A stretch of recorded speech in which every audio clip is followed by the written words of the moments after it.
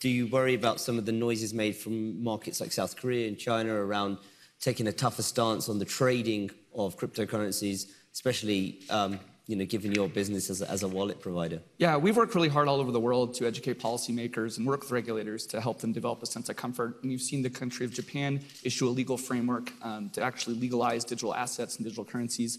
I think that's going to be the path of the future, and we're going to see more countries get comfortable with this. Interesting. And Joe, I know you don't like giving us price predictions, and you hate that question, but tell us what happens with cryptocurrencies this year. What do we expect to see? Do we expect to see the continued rise of new coins? Do we expect to see more institutional investors get into this space? What's your outlook in terms of that?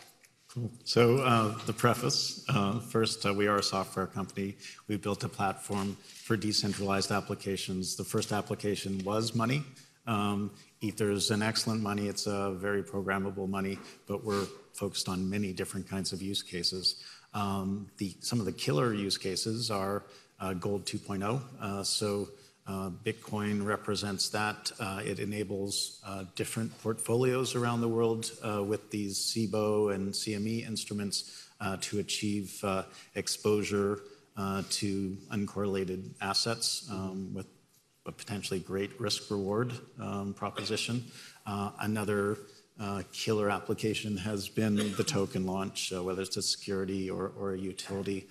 We're seeing decentralized exchange mechanisms. We're seeing asset-backed tokens. So these kinds of fundamental elements, identity starting to gain traction. Our UPort open source identity system is being used down the road in Zug to enable citizens to access government services. So all those fundamental elements are being put together by us and many other companies around the world into more complex applications. And so that's going to be exponential. We're going to see real traction. Same question to you as well. What is your outlook?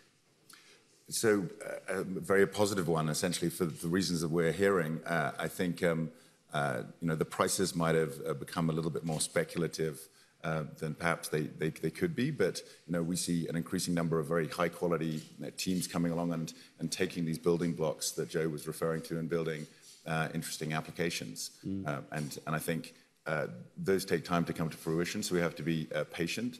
But we should, although it is true that token sales overtook venture capital by a sort of factor of 5 to 1 in the last year.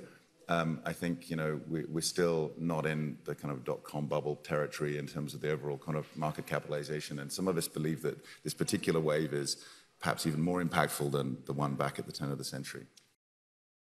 Hey there, thanks for checking out CNBC on YouTube. Be sure to subscribe to stay up to date on all of the day's biggest stories. You can also click on any of the videos around me to watch the latest from CNBC. Thanks for watching.